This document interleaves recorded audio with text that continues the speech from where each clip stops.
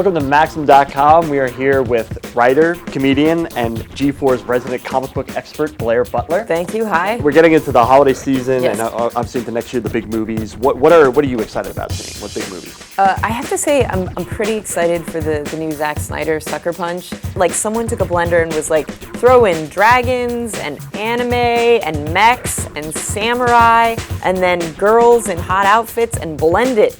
Brilliant. Of course, we had your G4 colleague, Olivia Munn, was on our yes. cover, but you were actually on the cover of a comic book. You were on the cover of a Booster Gold comic. I was. Not many flesh and blood women get on the cover of a comic book. It was the nerdy highlight of my life. So obviously, I'm a huge comic book nerd, and Eric has been woefully behind his reading. So here are 5 that you should absolutely be reading.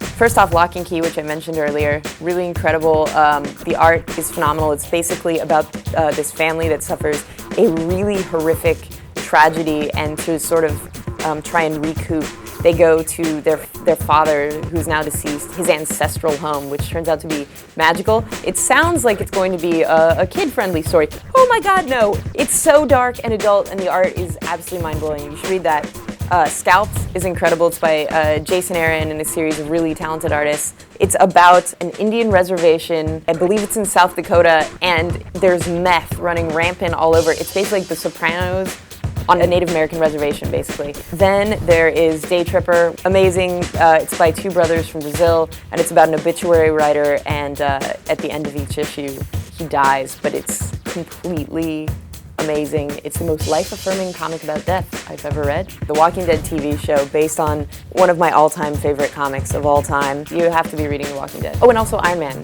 Matt Fraction's Iron Man sort of posits Tony Stark from like a business angle as well as like an action angle, and really kind of makes everything gel.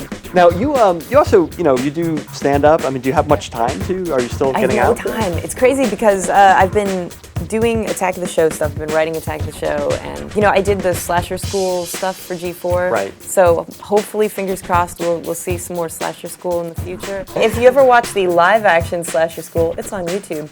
There's an evil clown that can't go to the bathroom because he has needles for hands. The hands are a great gimmick, but they do make it hard to go to the bathroom. Yep. That was me. Yeah. Yeah, no, that was a lot of fun. I used to write for Attack of the Show. Yeah. It's a small world. Small world. Eric and I send each other like questionable comics panels from the 60s and 70s, like just bizarre stuff. Like There's one where Robin comes home and Batman and Superman appear to be in bed together that's so bizarre. Or like there's another one where it's a kid on a bed and he's crying and he's facing like out from the panel, so he's facing the audience, and then Superman is behind him with the Superman suit on but with a jacket over it, like taking the jacket off, and it looks so wrong. It's so wrong. There was another too where Robin attacks Batman in the shower. Like Bruce Wayne is taking a shower and Robin attacks him and they wrestle, and it's really inappropriate. And there's also a really like from the dark old days at Marvel, there's Bruce Banner goes to the YMCA, which is very infamous, and bad things happen to Bruce Banner in the shower, and he almost has to Hulk out in the shower of a YMCA, and it's just like, it's so awful and so like dated and like painful, and yet there it is. Now, there's also word that George Lucas is going to go back and 3D up the original Star Wars trilogy. I mean, what are your thoughts on that? I don't know. It could be cool. I would like to see the space worm from Empire come out into the screen and waggle around at people.